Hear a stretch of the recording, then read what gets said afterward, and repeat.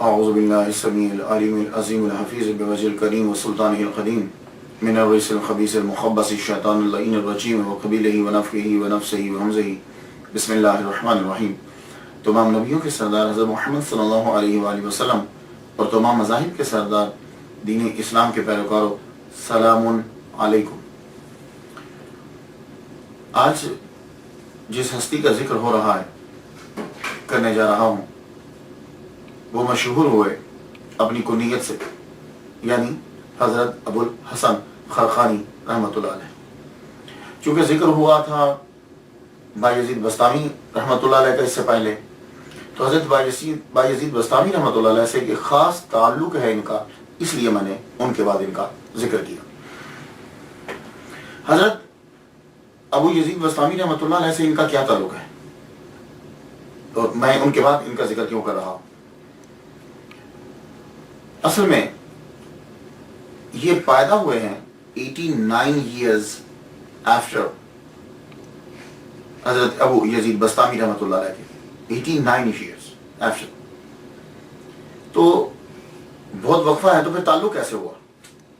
تعلق اس طرح ہے کہ حضرت ابو یزید بستامی رحمۃ اللہ علیہ جب اپنے شہر سے چل کے دھستان کے قبرستان میں جہاں شہداء کی قبریں تھیں، وہاں فاتح پڑھنے کے لیے سال کے بعد جایا کرتے تھے، تو رستے میں پڑتا تھا خرقان، تو خرقان میں کھڑے ہو جاتے۔ اس شہر کی اور اس قریے کی کوئی ریپوٹیشن اچھی نہیں تھی، زیادہ تر چور رہتے تھے یہاں، اور آپ لوگ رک کے یوں سانس انہیل کر اندر کھینچتے، سانس جیسے کوئی آدمی پھول کی خوشبو کو سونگتا ہے یا عطر کی شیشی کو سونگتا ہے۔ مریدوں نے پوچھ لیا، حضور طریقہ ہے آپ کا ہر سال، جو ہی آپ قبرستان جاتے ہیں تو یہاں رک کے سانس کیوں کھینچتے ہیں؟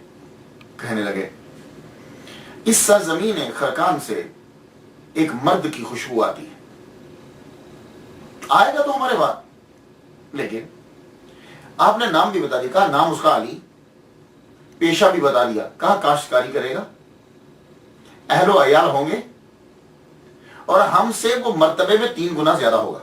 اللہ اکبر جل شانہ۔ اور اس کا ذکر مولانا روم نے مثنوی شریف میں بھی کیا ہے، ایک پورا باب باندھا ہے، اور بالکل جو میں ترجمہ کر رہا ہوں وہ انہوں نے فارسی میں کہا ہے، اور یہی ہوا۔ اور ایک اور طریقہ، یعنی ایک اور طرح سے بایزید بستامی رحمۃ اللہ علیہ سے ان کا تعلق، ابو الحسن خرقانی رحمۃ اللہ علیہ کا، وہ کیا ہے؟ وہ تعلق بایت کا تعلق جو ہے، اس سلسلے کا تعلق بنایا جاتا ہے۔ کہتے ہیں کہ خواجہ ابو الحسن مرید مولانا ترک توسی رحمۃ اللہ علیہ کے، اور وہ مرید ہیں خواجہ آرابی کے، اور وہ مرید ہیں خواجہ مغربی کے، اور وہ مرید تھے ابو یزید بستامی رحمۃ اللہ علیہ۔ تو یعنی اس طرح سے بھی ان کے ساتھ تعلق جو ہے وہ آپ کا جوڑ دیا گیا۔ حضرت ابو یزید بستامی رحمۃ اللہ علیہ کا وصال مبارک ہوا ہے 261 ہجری میں، اور ابو الحسن خرقانی رحمۃ اللہ علیہ پیدا ہوئے ہیں 350 ہجری میں۔ تو یوں ابو الحسن خرقانی رحمۃ اللہ علیہ 89 ایئرز بعد پیدا ہوئے۔ تذکرۃ الاولیاء میں 39 سال لکھا ہے کہ 39 سال کے بعد پیدا ہوئے، تو یہ کاؤنٹنگ کے حساب سے صحیح نہیں ہے، میں ان سے اختلاف نہیں کرتا، لیکن اگر وہ 261 ہجری میں ابو یزید بستامی رحمۃ اللہ علیہ دنیا سے رخصت ہوئے ہیں اور یہ 350 ہجری میں پیدا ہوئے ہیں، تو آپ خود ہی گن لیجیے۔ تو اس لیے میں جب بھی سن بیان کرتا ہوں تو میں عرض یہ کرتا ہوں، دیکھو بھائی اس کے اندر فرق ضرور ہوگا، کیونکہ یہ پرانی جتنی صدیاں گزری ہیں وہاں شروع کے سن پہ تو دھیان دیا ہی نہیں جاتا، جب وہ مشہور ہوتے ہیں تو تب ذرا سا دھیان دیا جاتا ہے۔ تو اس لیے اگر 1-2 سال فرق پڑتے ہیں تو آپ یہ نہ کہیں فلاں صاحب نے یہ لکھ دیا، انہوں نے غلط لکھا، اب ان کے خلاف فتوے لگانے شروع کر دیں، ایسا ہرگز نہیں۔ وہ صرف ہر ایک کی اپنی ایک ریسرچ ہوتی ہے، اس ریسرچ کے مطابق وہ اپنے صحیح نتیجے پہ پہنچا ہوتا ہے۔ تو حضرت ابو الحسن خرقانی رحمۃ اللہ علیہ، آپ کا نام جو ہے اصلی نام علی ہے، علی جعفر کے بیٹے اور وہ سلیمان کے بیٹے، لیکن ایک جگہ میں نے جعفر کی جگہ پہ احمد پڑھا ہے، کہ یعنی ابو الحسن خرقانی رحمۃ اللہ کے والد گرامی کا نام جعفر نہیں ہے، احمد ہے، لیکن God knows better۔ اور آپ اپنی کنیت ابو الحسن کی وجہ سے جو ہے وہ مشہور ہوئے۔ اور جائے ولادت آپ کی کون سی ہے؟ اب ایران کے ملک ایران جو ہے، اس کے صوبہ ہے سمنان اور اس کا ضلع ہے خرقان، وہاں آپ جو ہے وہ پیدا ہوئے۔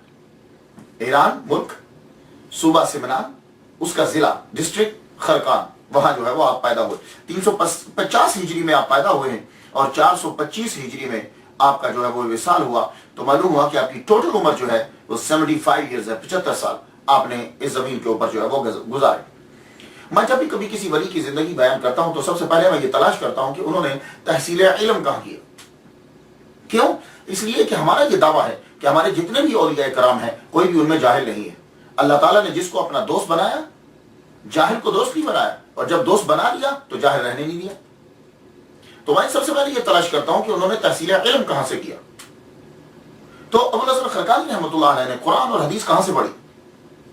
تو آپ نے کسی بھی مدرسہ سے جا کر قرآن اور حدیث کا علم نہیں لیا۔ آپ مادر ذات ولی ہیں۔ دیکھیے کہ جب باجزید بستامی رحمۃ اللہ علیہ 89 ایئرز پہلے آپ کی ولادت کی خبر دے رہے ہیں تو یہ آپ کی ولایت کی نشانی ہے۔ اور آپ فرماتے ہیں کہ میں اپنے ماں کے پیٹ میں تھا تو مجھے معلوم تھا چیزوں کا، کئی چیزیں مجھے یاد ہیں۔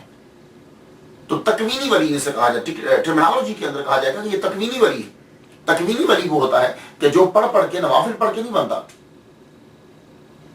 اللہ تعالیٰ کی عطا ہوتی ہے اور اللہ تعالیٰ عطا فرما دیتا ہے اسے، اور وہ پیدائشی ولی ہوتا ہے۔ ابو الحسن خرقانی رحمۃ اللہ علیہ یہ نقش بندیوں اور مجددیوں کے 7ویں امام ہیں۔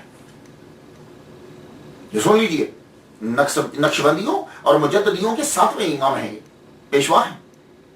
تو آپ پیدائشی طور پر جو ہے وہ ولی، تو گویا کہ گھر کے اندر ہی آپ کو بنیادی چیزیں جو ہیں وہ ملتی جا رہی ہیں۔ لیکن ہم یہ نہیں کہہ سکتے کہ فلاں مدرسے میں پڑھا، فلاں استاد کے شاگرد تھے یہ۔ ہاں، یہ آپ کا طریقہ تھا کہ جب آپ پر نماز فرض ہو گئی تو پھر آپ کیا کرتے تھے؟ عشاء کی نماز وہ جو ہے خرقان میں آپ ادا کرتے اور اس کے بعد آپ چلتے باجزید بستامی رحمۃ اللہ علیہ کے روزہ کی طرف آپ چلتے۔ باجزید بستامی رحمۃ اللہ علیہ کے روزے کے اوپر جا کر مراقبہ فرماتے آپ۔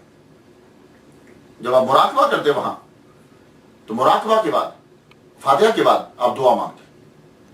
اب دعا مانگتے ہیں، اے اللہ جو فضل تو نے ابو یزید بستامی رحمۃ اللہ علیہ کو دیا ہے وہ ابو الحسن کو بھی عطا فرما۔ پھر آپ واپس الٹے پاؤں واپس آتے۔ اب جا کر دیکھ لیجیے آپ کہ بستام اور خرقان کا کتنا فاصلہ ہے، سمجھ آ گئی؟ تو اب آپ واپس جب آتے تو اب آپ کمر نہیں کرتے، یوں منہ روزہ کی طرف اور یوں واپس پلٹتے جاتے۔ 12 سال تک آپ نے یہی کام کیا۔ بلوغت کے بعد 12 سال تک آپ کا یہ طریقہ تھا۔ عشاء کی نماز آپ خرقان میں ادا کرتے، نماز ادا کرنے کے بعد باجزید بستامی رحمۃ اللہ علیہ کے روزے پر جاتے، وہاں مراقبہ کرتے اور یہی دعا روز مانگتے۔ 12 سال جب گزر گئے تو تربت سے آواز آئی، ابو یزید بستامی رحمۃ اللہ علیہ کے روزے سے آواز آئی، اے ابو الحسن اب وقت آ گیا ہے، تو ایک جگہ بیٹھ کر مخلوق کو اللہ کی راہ دکھا، اور جو تو دعا مانگا کرتا تھا وہ قبول ہو گئی، چل الحمدللہ سے پڑھنا شروع کر دے اور خرقان کی طرف واپس پلٹ جا۔ تو حضرت ابو الحسن خرقانی رحمۃ اللہ علیہ نے جب یہ آواز سنی تو اب آپ نے سورہ فاتحہ شروع کر دی پڑھنا، الحمدللہ رب العالمین الرحمن الرحیم، اور واپس خرقان کی طرف جانے لگے۔ جب خرقان میں پہنچے تو پورا قرآن مجید پڑھ چکے تھے اور اللہ تعالیٰ نے ان کو عطا فرمایا اور وہ پورا قرآن مجید ان کو زبانی یاد ہو چکا تھا۔ یہ ہے قرآن کی تعلیم، کہ یعنی بستام سے چلے، الحمد سے شروع کیا اور والناس خرقان تک ہو گیا اور پورا قرآن مجید زبانی یاد ہو گیا۔ یہ ان کی نظر ہے، اللہ کا کرم ہے۔ اللہ تعالیٰ نے تمام باطنی دروازے بھی کھول دیے، تمام علوم آشکار ہو گئے، گویا کہ علم لدنی عطا فرما دی۔ اب اللہ تعالیٰ نے کتنے مراتب ان کے طے کیے، ایک طویل گفتگو ہے، اور ابو الحسن خرقانی رحمۃ اللہ علیہ پر بہت زیادہ لکھا ہے، جس نے بھی لکھا بہت زیادہ لکھا۔ اور اگر آپ ڈیٹیل سے پڑھنا چاہتے ہو تو میں ریکمینڈ کروں گا آپ کے لیے تذکرۃ الاولیاء، اس کے اندر آپ پڑھیے باجزید بستامی رحمۃ اللہ علیہ کی پرواز اور ابو الحسن خرقانی رحمۃ اللہ علیہ کی پرواز جو ہے، اور پھر مراتب اور درجات جو ان کو عطا ہوتے گئے اور ان پر جو چیزیں آشکار ہوتی گئیں یہ ان کو واضح کرتے گئے، بتلاتے گئے۔ تو وہ آپ جا کے تذکرۃ الاولیاء کے اندر ڈیٹیل کے ساتھ جو ہے وہ آپ پڑھ سکتے ہیں، لیکن میں چند گوشوں پہ گفتگو کرتا ہوں، ایک تو ٹائم نہیں ہوتا، اور دوسرا ایک میرا مطمع نظر کچھ اور ہے۔ اولیاء کرام کے بارے میں جو بتانا چاہتا ہوں چیزیں، وہ چند چیزیں میں ان میں سے اسٹڈی کرنے کے بعد چنتا ہوں۔ اب دیکھیے تحصیل علم کے بعد دوسری چیز میں جو دیکھتا ہوں اولیاء کرام کے اندر، وہ میں دیکھتا ہوں توحید اور رسالت کے بارے میں ان کا کیا کنسپٹ ہے. کیونکہ دھندلا کر دیا ہے اولیاء کرام کا تصور لوگوں کی نظر کے اندر. لوگ اولیاء کرام کو پتہ نہیں کیا سمجھتے ہیں. میرا جو متوع نظر ہے، جو میں نے یہ سلسلہ شروع کیا ہے، اور میں امید کرتا ہوں کہ آپ لوگ میرے ساتھ تعامل کرو گے، کیونکہ اس کے اندر کسی کو کوئی لالچ نہیں ہے. اللہ کی رضا کی خاطر ہم اولیاء کی سیرت کو دوسروں تک پہنچا رہے ہیں. توحید اور رسالت دوسرا عنوان میں لیتا ہوں ان کی زندگی سے. اب ابو الحسن خرقانی رحمۃ اللہ علیہ میں دیکھتا ہوں کہ یہ توحید پر ان کا ایمان اور حضور پر ان کا ایمان اور اس کا اظہار وہ کیسے کرتے ہیں. سنیے، آپ ایک دن فرماتے ہیں، اے اللہ، میں ہر جگہ تیرا غلام ہوں، تیرا بندہ ہوں، اور تیرے محبوب سلطان الانبیاء کا میں نوکر ہوں. دونوں چیزیں آ گئی، دونوں چیزیں آ گئی. اللہ تعالیٰ کو کہہ رہے ہیں کہ میں تیرا بندہ، اور حضور سے کہہ رہے ہیں کہ میں آپ کا نوکر. اور پھر ایک جگہ فرمایا ہر شے کی انتہا ہے، ہر شے کی انتہا ہے. بعض جگہ کہ مجھے ہر شے کی انتہا معلوم ہو گئی، لیکن حضور صلی اللہ علیہ وآلہ وسلم کے مدارج کی کوئی انتہا نہیں. یہاں وہ تسلیم کر گئے کہ محمد مصطفیٰ صلی اللہ علیہ وسلم سب سے افضل ہے. حضور کے مدارج کی کوئی انتہا نہیں، اور اللہ کی مغفرت کی بھی کوئی انتہا نہیں. تو یہاں خدا تعالیٰ کو غفور و رحیم تسلیم کر لیا. اور پھر ایک جگہ یوں اقرار اور اظہار کیا، اور یہ بالکل رسالت پر ایمان، مکمل ایمان. کہتے ہیں کہ ابو الحسن اس قافلے میں شامل ہے جس میں سب سے آگے اللہ ہے، پھر میرے سردار، میرے پیشوا حضرت محمد مصطفیٰ صلی اللہ علیہ وسلم ہے، اللہ کا کلام، سنت رسول، پھر صحابہ اور فقہاء اعظام، اور وہ لوگ بہت ہی بانصیب ہیں جو اس مبارک قافلہ میں شامل ہیں.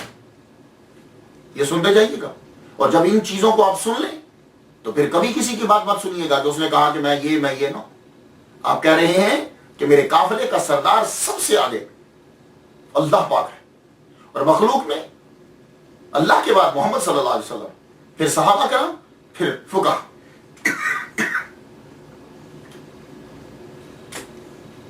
تو اس سے معلوم ہوا کہ آپ کا صحابہ پر بھی یقین، توحید اور رسالت. اور ایک دن فرمایا آپ نے، نہ میرا جسم ہے، نہ دل، نہ زبان، میری ان تینوں چیزوں میں اللہ ہی اللہ ہے. قُلْ إِنَّ صَلَاتِي وَنُسُكِي وَمَحْيَايَ وَمَمَاتِي لِلَّهِ رَبِّ الْعَالَمِينَ. ہر شے ہمارا جسم تک ہمارا نہیں، تینوں پر اللہ ہی اللہ ہے. فرمایا جس دل میں اللہ کے سوا کوئی اور ہو وہ دل مردہ ہے.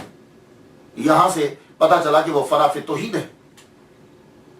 اور فرماتے ہیں ساری عمر اس طرح گزاری ہے کہ ایک سجدہ بھی فرمان مصطفیٰ صلی اللہ علیہ وآلہ وسلم کے خلاف نہیں کیا.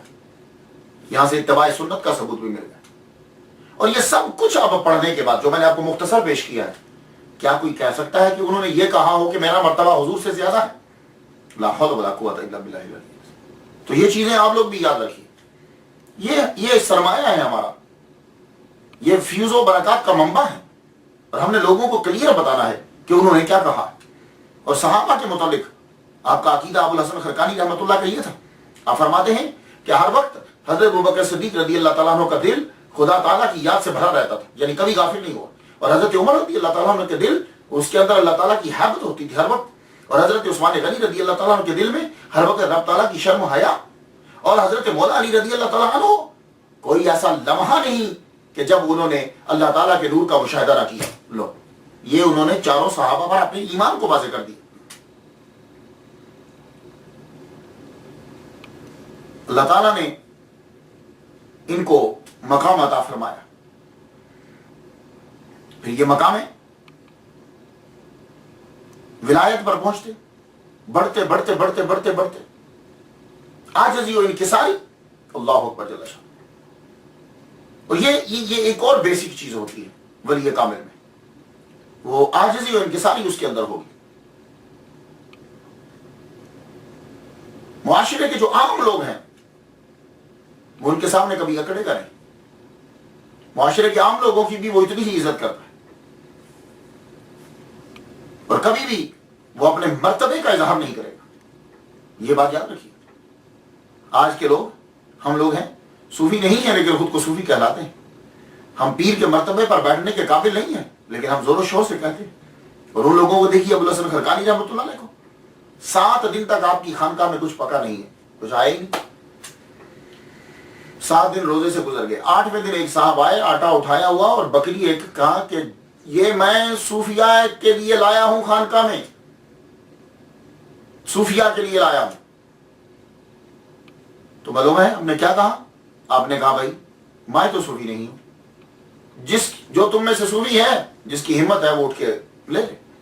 اس شخص کو وہ دونوں چیزیں واپس لے جانا پڑے گی۔ یہ عاجزی و انکساری، 40 سال کے مجاہدے کے بعد آپ کا امتحان ہوتا ہے۔ یہ دولت، عورت اور شہرت، یہ 3 چیزیں ایسی ہیں جو انسان کو بڑے مرتبے سے نیچے گرا دیتی ہے۔ 40 سال آپ نے مجاہدہ کیا، اس کے بعد آپ کا امتحان ہو رہا ہے۔ کھیتی باڑی، ایک باغ بھی تھا آپ کا، درخت لگانے کے لیے زمین کو کھودا، نیچے سے چاندی نکل آئی، اس جگہ کو چھوڑ کے دوسری جگہ پہ پہنچے، اس جگہ کو کھودا، وہاں سے سونا نکل آیا، تو اس جگہ کو چھوڑا، آگے بڑھے، تیسری جگہ کھودنے لگے، وہاں سے ہیرے نکل آئے، ایک دم سے سجدے میں گر گئے، پروردگار عالم مجھے دولت نہیں چاہیے، یا اللہ مجھے تیرا فضل چاہیے، تیرا کرم چاہیے۔ یہ ہے اولیاء کرام، مجھے تیرا کرم چاہیے۔ اور آپ کا مرتبہ، اللہ اکبر جل شانہ، مرتبہ آپ کا اتنا ہے کہ ایک مرتبہ ایک مرید نے آ کے عرض کی، حضور میں کوہ لبنان پہ جا کر قطب عالم کا دیدار کرنا چاہتا ہوں، مجھے اجازت دیں؟ آپ نے فرمایا جاؤ، میں تجھے اجازت دیتا ہوں کہ تم لبنان چلے جاؤ۔ کہاں تھے؟ خرقان میں۔ کہاں جانا ہے؟ لبنان میں۔ کو لبنان میں جا کے میں قطب عالم کی زیارت کروں؟ فرمایا کہ جاؤ۔ یہ بیچارہ کتنا سفر کیا ہوگا اس نے، خرقان سے، ایران سے لبنان پہنچا۔ لبنان جب اس جگہ پہ پہنچا، وہ پہاڑی تھی، وہاں دیکھا کہ سب بسب لوگ بیٹھے، آگے جنازہ ہے اور انتظار کر رہے ہیں۔ کہا جنازہ ہے تو پڑھاؤ۔ کہا نہیں، قطب عالم تشریف لائیں گے، ہر 5 نمازوں میں وہ آتے ہیں روزانہ، امامت وہی کرواتے ہیں، تو جنازہ بھی وہی پڑھائیں گے۔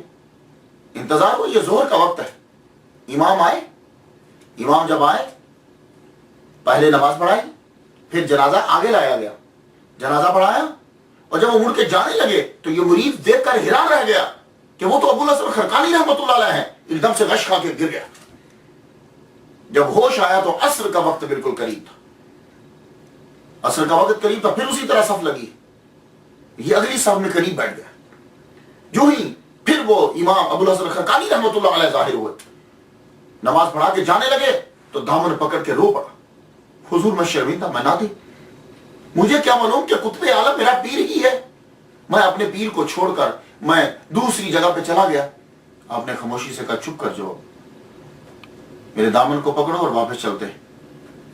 طے زمانی ایک دم سے خرقان پہنچے اور فرمانے لگے سنو، جب تک میں زندہ ہوں تم نے یہ بات کسی کو نہیں بتائی۔ یہ قطب عالم ہوتا کیا ہے؟ اب یہ اصطلاح ایک آ گئی، ایک نام آ گیا، تو بڑی تیزی کے ساتھ جلدی سے بتاتا جاؤں آپ کو۔ میں نے ابن عساکر میں پڑھا کہ 300 اولیاء، 30 ابدال، 7 اوتاد، 5 اقطاب اور 1 قطب عالم۔ پھر سن لیجیے، 300 اولیاء پوری دنیا میں، 300 اولیاء، 30 ابدال، 7 اوتاد، 5 اقطاب اور 1 قطب عالم۔ تو قطب عالم یوں سمجھ لیجئے کہ جیسے کسی ملک کا وزیر اعظم یا صدر ہوتا ہے، یعنی جو سب سے بڑا جس ملک میں ہے، تو وہ قطب عالم ہوتا ہے۔ اور قطب عالم کے لیے طے زمانی کوئی چیز نہیں ہے، یہ مسافت، یہ سفر کوئی معنی نہیں رکھتا۔ وہ چشم زدن کے اندر پوری دنیا کا سفر کر سکتا ہے قطب عالم۔ اب آپ نے دیکھا کہ 5 نمازیں یہ وہاں جا کے پڑھاتے ہیں لبنان میں، اور قطب عالم، اللہ اکبر۔ اور یہ بچپن میں بھی ایسا ہوتا تھا ان کے لیے، کبھی کبھی خرقان سے 1 سیکنڈ میں پہنچ جاتے تھے، بس آپ چشم زدن میں پہنچ جایا کرتے تھے۔ اللہ اکبر جل شان۔ اللہ تعالیٰ نے ان کو اتنا مرتبہ عطا فرمایا۔ اور ابوالحسن خرقانی رحمۃ اللہ علیہ چونکہ یہ نقشبندیوں اور مجددیوں کے امام ہیں، پیشوا ہیں صاحب، تو یہ سماج و قوالی ہے نا، نقشبندیوں میں نہیں ہوتی ہے، قادریوں میں بھی نہیں ہوتی، یہ چشتیوں میں زیادہ تر ہوتی ہے۔ ایک سلسلہ ہے تبلیغ کا، جیسا بھی اندازہ ہوگا۔ یہ سماج جو ہے ایک متنازع مسئلہ ہے، لیکن میں آپ کو بتا دوں، ابوالحسن خرقانی رحمۃ اللہ علیہ جو فرمایا کرتے تھے کہ سماع کے ذریعے نہیں، تم قرآن کے ذریعے سے خدا کے تک پہنچو، تو قرآن پڑھنے کو بڑا ترجیح دیتے تھے کہ زیادہ سے زیادہ جو ہے وہ قرآن مجید کو پڑھو، اور فرمایا کرتے تھے کہ سماع اس کے لیے جائز ہے، قوالی اس کے لیے جائز ہے کہ جو عرش سے لے کر تحت الثری تک ہر شے کو ایک نظر سے دیکھ رہا ہو۔ سن لیجئے، یہ آج کی قوالی تو اس پائے میں پہنچتی ہی نہیں ہے۔ تو میں اس کی تشریح یوں کرتا ہوں کہ سماع مخصوص ارشادات، مخصوص آلات، مخصوص لمحات، مخصوص حضرات میں ہوتا ہے، بس۔ یہ تو قوالی آج کی جو ہے یہ تو فراڈ ہے، گانا ہے سراسر۔ وہ جو قوالی کیا بھی کرتے تھے نا، جو سماع جو جن اولیاء کرام کے سماع ہوتا تھا، ذرا پلیز اسے پڑھ لیجئے۔ وہ کیا ہوتا تھا؟ وہ لوگ خود باوضو ہوتے تھے، شرع کے پابند ہوتے تھے، محفل میں کسی بچے کو بیٹھنے کی اجازت نہیں ہوتی تھی، اور سننے والے بھی باشرہ ہوتے تھے، اور کلام بھی مخصوص ہوتا تھا۔ یہ کلام نہیں ہوتا تھا۔ تو آپ زیادہ تر ترجیح جو ہے وہ اسی کو دیا کرتے تھے۔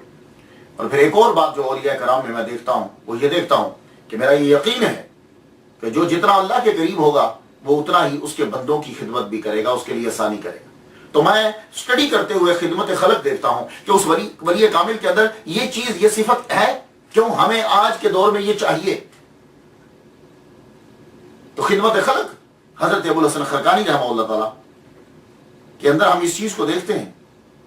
تو آپ نے بھی خانقاہ بنائی ہے، لنگر خانہ کھولا ہے، اور ہر ولی کا یہ طریقہ ہوتا ہے۔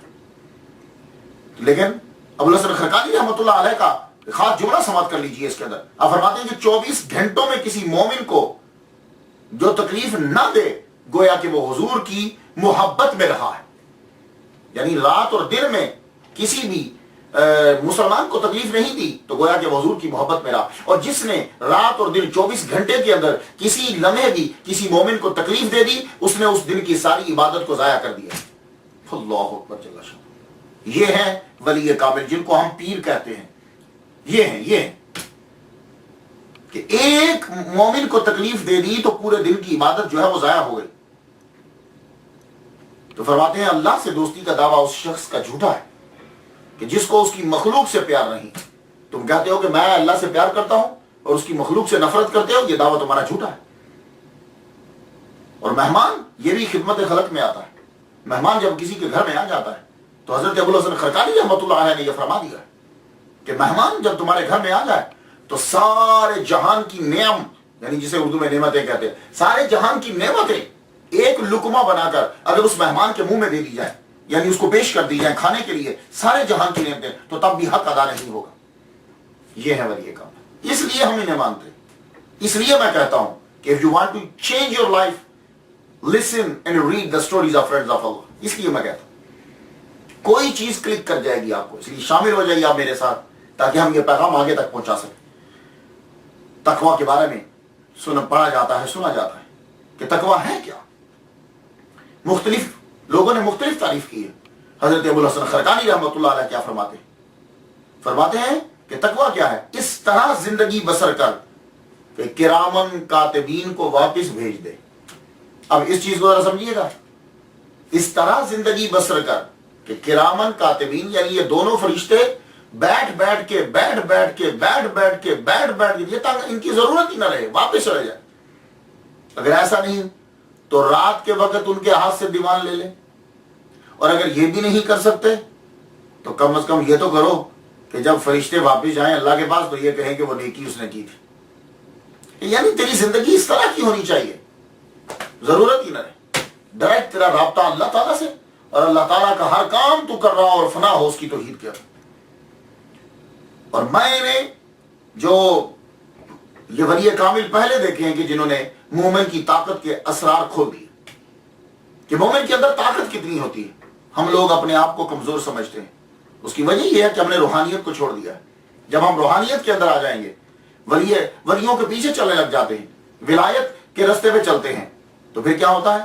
اب مومن کی طاقت کو ابو الحسن خرقانی رحمۃ اللہ علیہ کی نظر سے سن لیجیے۔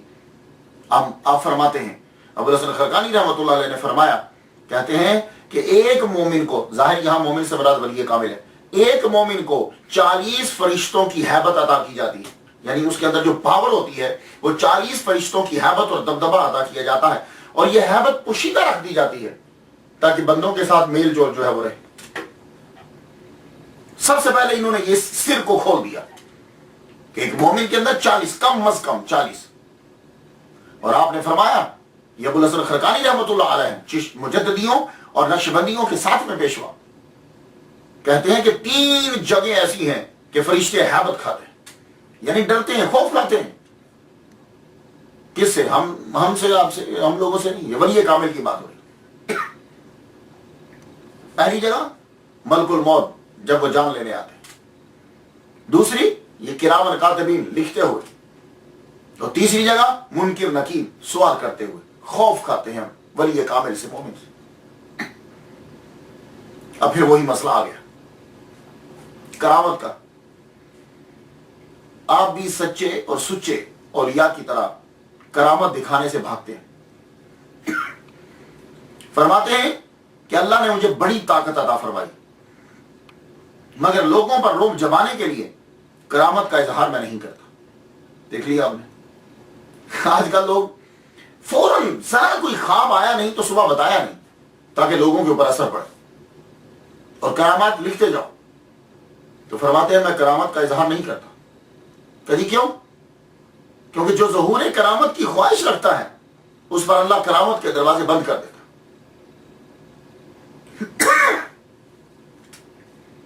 مجھے ان کی سیرت پڑھنے سے ایک نئی چیز ملی. 700 ہجری کے بعد زیادہ یہ چیز دیکھی گئی. وہ کیا ہے؟ خضر علیہ السلام سے ملاقات کرنا. میں نے اکثر دیکھا ہے سیرت جب میں پڑھتا ہوں تو مریدین فل کوشش کرتے ہیں کہ پیر صاحب کی ملاقات کسی نہ کسی طرح خضر علیہ السلام سے ہو جائے. وہ ایک اعزاز سمجھتے ہیں. لیکن یہ واحد ولی کامل ہے کہ یہ تصور میں نے ان کے ہاں دیکھا. ایک آدمی 60 سال سے عبادت کرتا رہا، ان کا مرید ہے، اور ایک دن آ کے عرض کرنے لگا حضور میرا من چاہتا ہے، میں خضر علیہ السلام سے ملاقات کرنے کو میرا دل چاہتا ہے. تو معلوم ہے آپ نے کیا فرمایا؟ آپ نے فرمایا چلو تم نے ساری زندگی کی عبادت کو ضائع کر دی. وہ آدمی کیا کہہ رہا ہے؟ مرید کیا کہہ رہا ہے کہ میرا دل چاہتا ہے کہ میں خضر علیہ السلام سے ملوں. آپ نے فرمایا تم نے 60 سال کی عبادت جو تم نے کی ہے وہ تم نے ضائع کر دی ہے. اب اس کے ازالے کے لیے جاؤ، مزید عبادت کرو.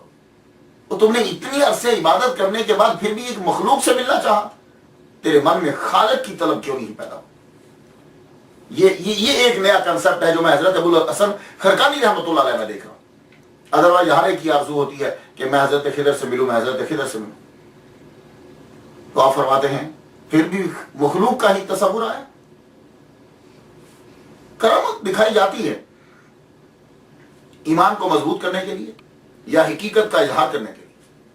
تو آپ سے بھی کبھی کبھی کرامت ظاہر ہوئی، لیکن اس لیے نہیں ظاہر ہوئی کہ لوگوں پہ دبدبا بیٹھے. ایمان مضبوط ہو لوگوں کا.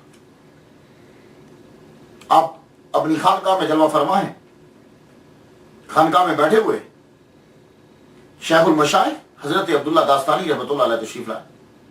جب وہ خانقاہ میں آئے انہوں نے آتے ہی کیا کیا؟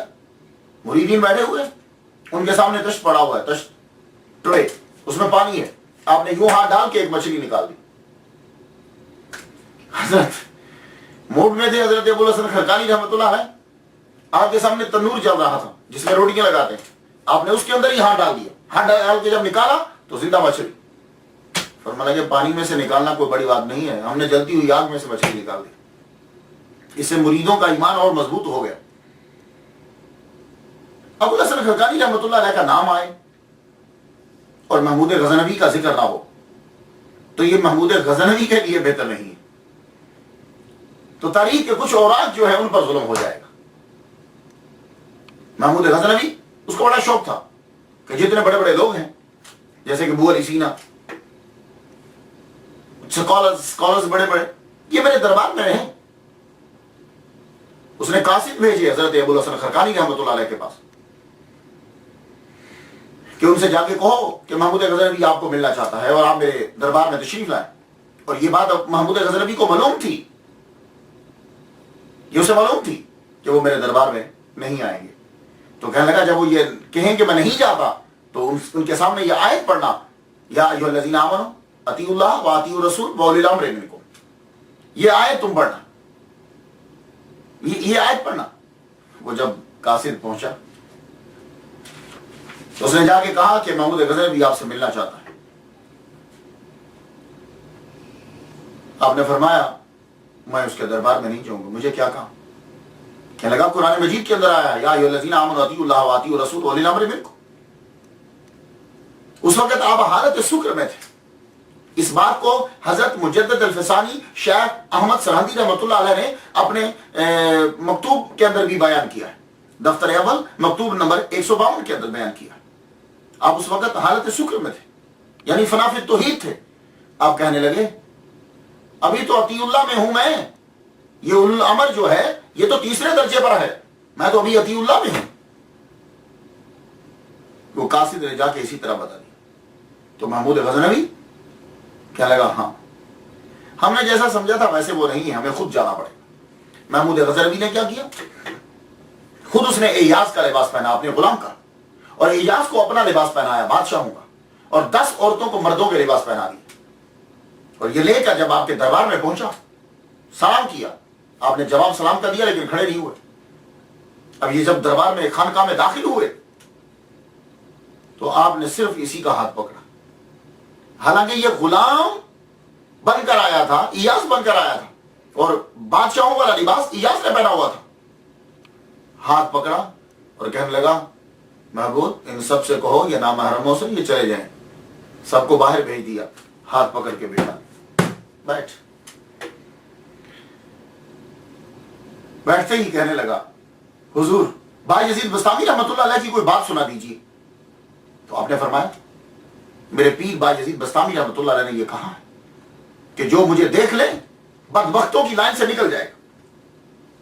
तो कहने लगा महमूद गजनवी कहता है ये तो फिर हुजूर से भी रुतबा बढ़ गया कि हुजूर को अबू जहल ने और अबू लहब ने देखा लेकिन वो बदबख्त के बदबख्त रहे। उस वक्त जलान आया आपको। अबुल हसन खरकानी रहमतुल्लाह फरमाने लगे हद अदा, अपनी बिसात में रहो और अपनी औकात में रहो। अबू जहल और अबू लहब मोहम्मद सल्लल्लाहु अलैहि वसल्लम को देखा ही नहीं। वतराहुम यंजुरून इलैका वहुम ला युबसिरून, सूरह अराफ। और तू उनको देखता है कि वो चश्मे जाहिर से तेरी तरफ देखते, हालांकि चश्मे बसीरत से तुझे देख नहीं देखते। इस आंख से देख रहे हैं, चश्मे बसीरत से नहीं देख। बात उसकी समझ में आई। कहने लगा मेरे लिए हुजूर दुआ कीजिए। आपने फरमाया जाओ हम तुम्हें नसीहत करते हैं तकवे की, बाजमात नमाज अदा करने की, सखावत की और खिदमत खलक की। कहने लगा हुजूर दुआ करवाने आया हूं, कई बार हमला कर चुका हूं, सोमनाथ पे हमला करना चाहता हूं। आपने अपना जुब्बा अता फरमाया। कहने लगे जाओ इसे सामने रख के दुआ मांगना। मेरे वालिद गिरामी पीर तरीक़त रहबर शरीयत हज़रत अल्लामा तालिब हुसैन शाह रहमतुल्लाह अलैह 7 रमज़ान 2004 में उनका विसाल हुआ। वो इस वाक़े को बयान किया करते थे। बचपन से इस वाक़े को मैंने सुना, लेकिन मैंने थोड़ा सा डिटेल से बयान किया। यहां मैं रुक के जरा बता दूं कि ये सोमनाथ पर क्यों हमला करना चाहता था, जबकि और भी बड़े मंदिर हैं। ये उन मंदिरों पर हमला कर चुका है, सोमनाथ पे क्यों करना चाहता है। मैंने चंद चीजें रिसर्च आपके लिए ताकि आपको ये मालूम हो जाए कि महमूद गजनवी जो है वो इस सोमनाथ के मंदिर पर हमला क्यों करना चाहता था और ये इतना इंपॉर्टेंट क्यों है। इसकी बहुत सी वजूहात हैं। ये सोम जो है, ये सोमनाथ, वैसे इसका तर्जुमा प्रोटेक्टर ऑफ द मून भी किया जाता है। अरब से लेकर आए थे और इस मंदिर में लाके रखा गया। वो 1400 साल पुराना है और ये मंदिर खुद ये हजरत ईसा अलैहिस्सलाम के दौर का है। तो सोमनाथ अब जो है ये अहमदाबाद गुजरात इसके अंदर आता है, अहमदाबाद गुजरात के अंदर आता है। और ये गंगा से तकरीबन 600 माइल दूर है, गंगा से 600 माइल दूर। और आप सुनकर हैरान होंगे कि गंगा से रोजाना पानी लाया जाता इसको गुस्ल देने के लिए। 600 माइल से रोजाना पानी लाया जाता। 500 रकासाएं हमा वक्त वहां मंदिर के अंदर हाजिर रहती, वो इबादत पूजा का जो उनका तरीका। 300 मौसीकार रहते बजाने, सांस बजाने के लिए। اور 300 آدمی، اتنے لوگ اس مندر میں آتے تھے کہ 300 آدمی بار بار وہاں رہتے تھے شیو بنانے کے لیے، ٹنڈ کرنے کے لیے. اور سومناتھ کا مندر 5 منزلوں پر مشتمل تھا، اور ارد گرد سمندر بھی ہے. مزید اس کے گرد خندقیں کھودی گئی اور ان خندقوں میں پانی بھر دیا گیا، اور وہاں ہر وقت پہرے دار رہتے تاکہ کوئی آگے سے حملہ نہ کر سکے. اس میں کشتیاں چلتی رہتی، اور لائٹ کا اندر انتظام نہیں تھا کہ وہاں بڑی بڑی کندیلیں لگا دی گئی، نہیں، وہاں اندر ہیرے جواہرات لٹکائے گئے تھے کہ جن کی اپنی چمک سے روشنی رہتی تھی. اللہ اکبر.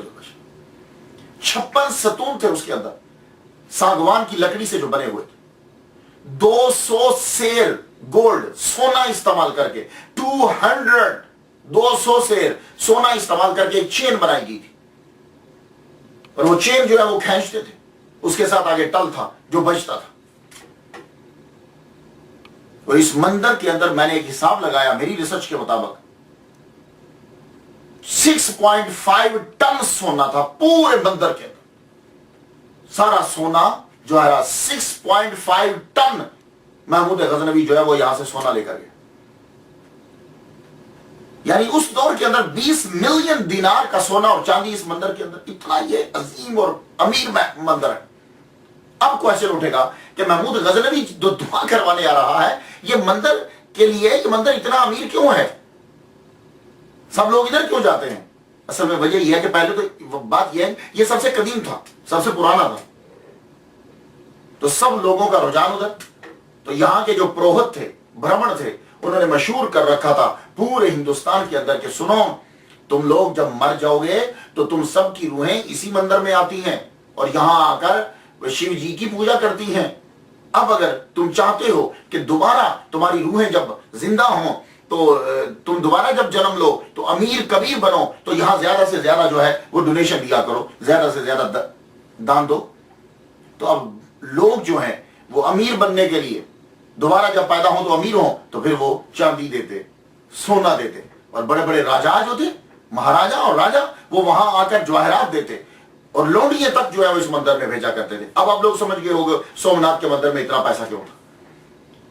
اور پھر ان کی ٹیکنیک انہوں نے عجیب استعمال کی تھی. وہ شیو جی کا جو لنگ ہے، اب یہ لنگ کی ریسرچ آپ بھی جا کے کیجئے گا کہ کیا ہے.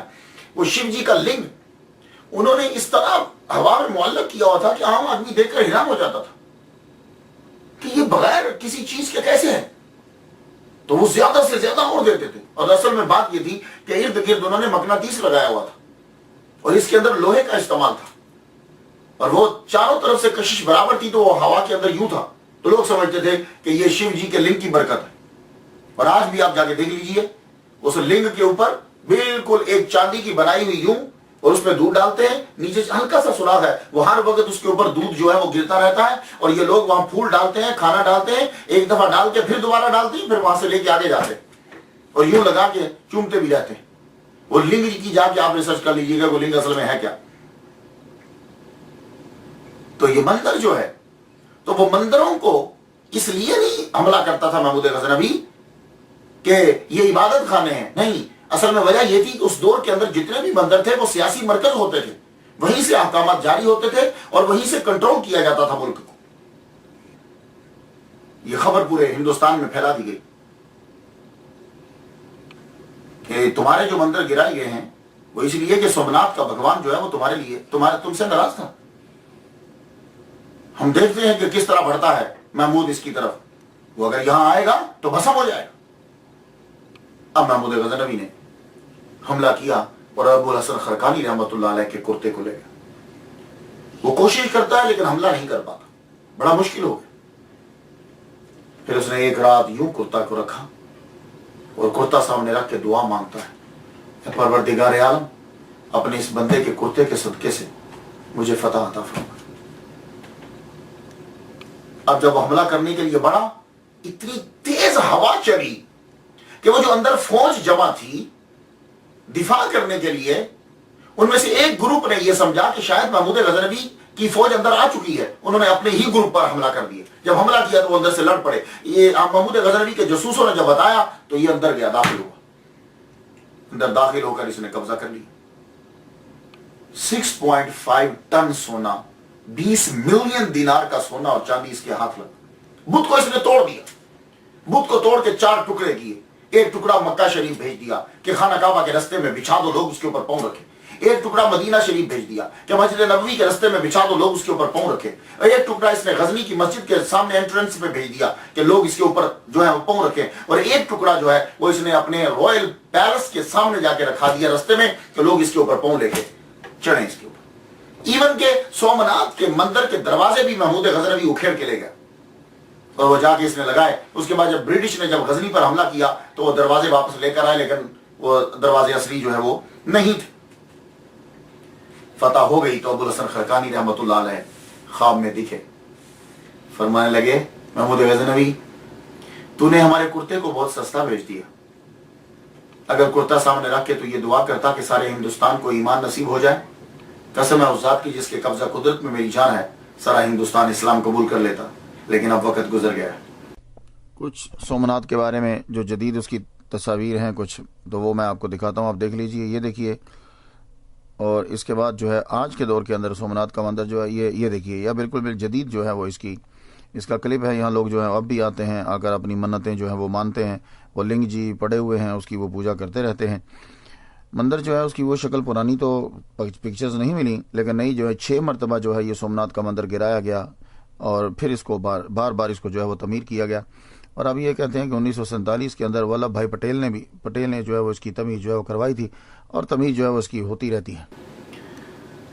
محمود غزنوی کی وفات ہوئی 1030 میں، 1030 عیسوی میں، اور ابوالحسن خرقانی رحمۃ اللہ دنیا سے رخصت ہوئے 1033 میں، یعنی 3 سال کے بعد دنیا سے رخصت ہوئے. 10 محرم بروز منگل 425 ہجری. آپ نے وصیت کی تھی کہ میری جب لحد جو ہے وہ بنائی جائے تو 30 گز میری لحد کو نیچے رکھ کے بنایا جائے. 30 گز. کیوں؟ میں نہیں چاہتا کہ میری لحد جو ہے وہ میرے پیر ابو یزید بستامی رحمۃ اللہ علیہ سے بلند ہو جائے. تو آپ شہر بستام کے گاؤں خرقان میں آپ کا مزار ہے. یہ حضرت ابوالحسن خرقانی رحمۃ اللہ علیہ کا مزار جو ہے وہ دیکھیے، زیارت کیجیے. ان کی بہت خوبصورت بنایا گیا. یہ دیکھیے، دور سے اس کی ایک جھلک ملاحظہ کیجیے. اور یہ اس کے اوپر ان کے بارے میں تحریر کیا گیا ہے، فارسی کے اندر جو ہے وہ لکھا ہوا ہے. یہ پھر مزار شریف، نیچے سے اس کی ایک پکچر جو ہے وہ ملاحظہ کیجیے. یہ محراب ہے آپ کی مسجد کا، حضرت ابوالحسن خرقانی رحمۃ اللہ علیہ کی مسجد کا محراب. یہ جو ہے انٹرنس ہے، مین گیٹ ہے، اس کے اوپر جو نیلا کلر آپ کو نظر آ رہا ہے، یہاں حضرت بھائی یزید بستامی رحمۃ اللہ علیہ نے جو ان کے بارے میں پیش گوئی کی تھی وہ اس کے اوپر ساری تحریر ہے، آپ اس پہ پڑھ سکتے ہیں. اور ان کے بارے میں مختلف جو ہیں ان کے اشعار کہے ہوئے اور ان کی چیزیں. اور یہ ان کا مزار ایک رات کا ایک جو ہے یہ منظر ہے. آج بھی لوگ جو ہے، یہ دیکھیے شیخ ابوالحسن خرقانی رحمۃ اللہ تحریر کتاب خانہ، آج بھی لوگ یہاں آتے ہیں، مرجع خلائق ہیں. اور جو ان کے قبر کے اوپر ہاتھ رکھ کے، وہ وائٹ پتھر کے اوپر ہاتھ رکھ کر جو دعا مانگتا ہے، اللہ تعالیٰ اس کی دعا کو جو ہے وہ قبول فرما لیتا ہے. آج بھی لوگ جو ہے وہ یہاں آتے ہیں، اس کے اوپر ہاتھ رکھتے ہیں اور دعا. دنیا آج بھی جاتی ہے، وہاں ایک پتھر نصب ہے، اور آپ نے فرمایا تھا جو اس کے اوپر ہاتھ رکھ کے دعا مانگے گا اللہ تعالیٰ اس کی دعا کو قبول کر لے گا. اور لوگ جو ہے دعا مانگتے ہیں اور اللہ تعالیٰ اس دعا کو جو ہے وہ قبول فرماتا ہے. میں نے تو ان کے لیے فاتحہ پڑھ لی، آپ لوگ جو ہیں وہ بھی ان کے لیے فاتحہ پڑھ لیجئے. اللہ تعالیٰ قبول فرمائے. اجازت دیجیے. وآخر دعوانا الحمدللہ رب العالمین.